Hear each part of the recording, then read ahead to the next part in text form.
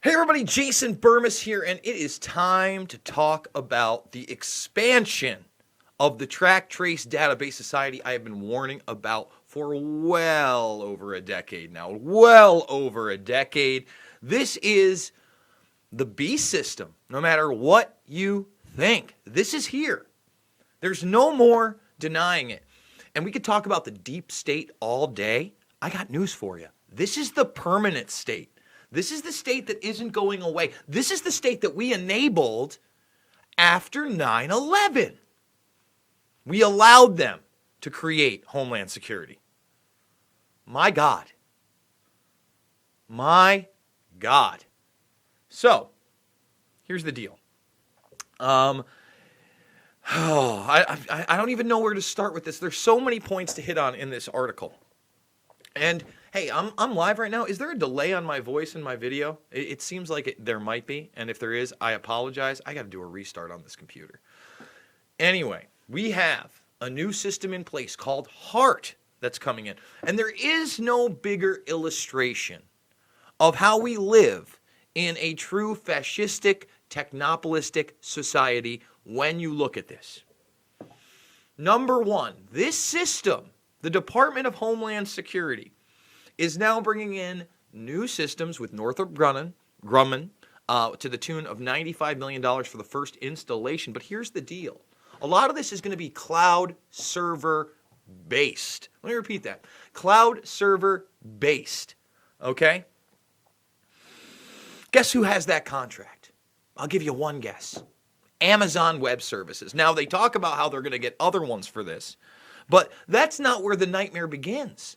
We're talking about not just fingerprints anymore. We're talking tattoos. We're talking palm prints. We're talking facial recognition. Oh!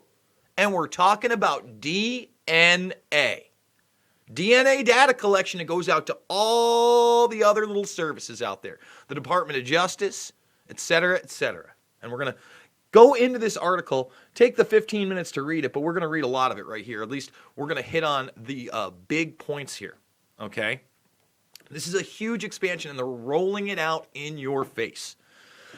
The new cloud-based platform called the Homeland Advanced Recognition Technology System, or HART, is expected to bring more processing power, new analytic capabilities, and increased accuracy to the department's biometric operations. It will also allow the agency to look beyond the three types of biometric data it uses today: face, iris, and fingerprint. Well beyond that, I promise you. To identify people through a variety of other characteristics like palm prints, scars, tattoos, physical markings, and get ready for this one, voices. Voices. We're going to use Amazon Web Services. A lot of this country and the world use Amazon, and they have that stupid little device in there. You may not just be Jason Burmis spouting off on the internet where there's plenty of my voice out there, but if it were collected by private companies, they would never share that with the government, right? That's never happened. Yeah. So let's continue down to some of the other big points, okay? And here is where they talk about the old process ident, and that started in 1994. So this is pre-Homeland Security. They already had this recognition. It went under the guise of Homeland Security. It's just like we used to have border security before ICE. I actually want ICE abolished because I don't want Homeland Security around. This is it. This is the Fatherland, Deutschland security that came after our big false flag event. 100%. 100%. Okay, that's the deal. All right? And ident houses the identity on more than 250 million different people. So, outwardly, 250 million people are already under this surveillance. That's a low number. They have more than that. I bet you that's only their full profiles on people. Okay? And they just say, we need new servers. And this is where everything's going to the cloud. Okay? This is where 5G will be a bigger thing, and we need to get faster. Cloud power. Let's see. But as the agency rolled out facial recognition technology across U.S. airports and increases the use of biometrics at the border, officials are finding themselves constrained by their legacy tech. Okay, so again, rolling out the facial recognitions, I did some work on this with Luke Radowski over at We Are Change. When they started, they already have them at certain ones where you can check in and get your ticket just by scanning your face. And if you don't think that's going to be tried to push to be the norm in 10 years, that forget about everything else, forget about your identification and your passport, it will be your biometric face scan. They will have your biometric identity if you want to travel. Okay? I hate to tell you, that's what they want. And by they, I mean the power structure. Last year, Northrop Grumman won a $95 million contract to develop the first phase of HART rollout. All right? But phase 1 is expected to wrap up in 2021. So we have about 14, 15, maybe 18 months before phase 1 of this is not just fully operational, but in your face. So according to the latest solicitation, HART will be housed in Amazon Web Services government cloud. Remember, Bezos made that huge deal with the National Security Agency to run their servers. And here it is, Amazon Web Services, with all that biometric data. Wonderful. Wonderful. Homeland Security officials were initially hesitant to migrate such sensitive data to the cloud, but they ultimately determined that Amazon Web Services would provide the same level of security as an agency data center. Other agency leaders have echoed those claims. Let me explain to you the truth. Bezos is a military-industrial complex puppet. He is an establishment man. He will do and act as they say because it's quid pro quo. He is an extension of the intelligence apparatus. If you don't understand that, you need to get it through your head. The man looks and acts like a Bond villain. He's the king of bringing in automation right now.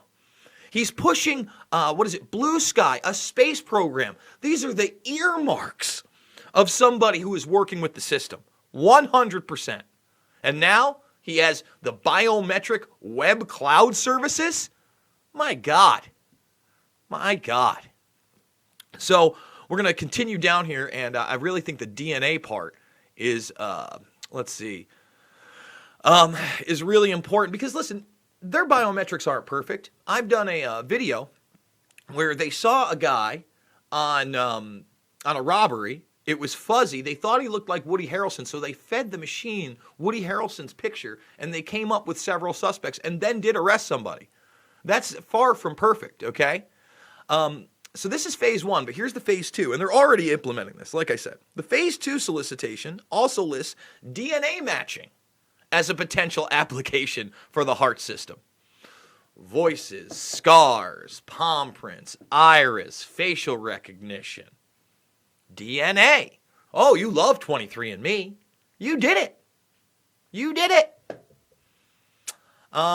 Officials on Wednesday announced they would start adding DNA collected from hundreds of thousands of detained migrants to the FBI's criminal database. See, they roll it out with somebody like immigrants, right? And then it'll be criminals. We need the DNA of all the criminals. And then it will be everybody.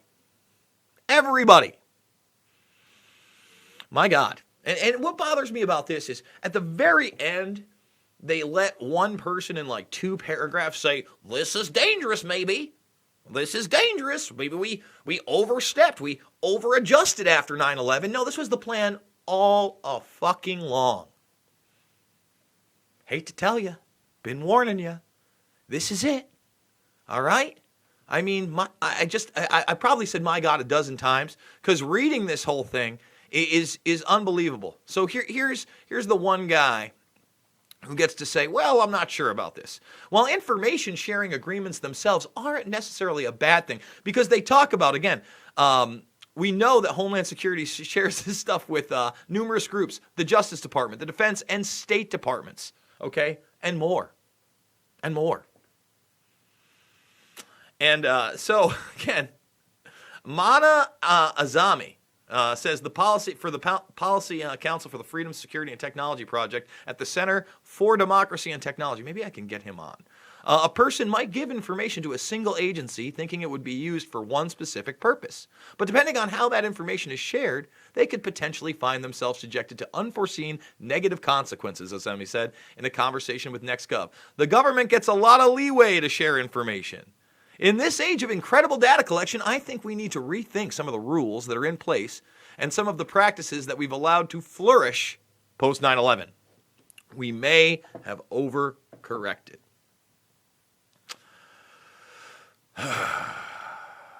So there it is, guys. I mean, I don't know what else to say. Please subscribe to this channel, thumbs this video up, share it with others, let people know that we're doing real news here. Why isn't this all over the place? This should be like front page stories, and it's not. It's not. Why is that? It's very bizarre to me.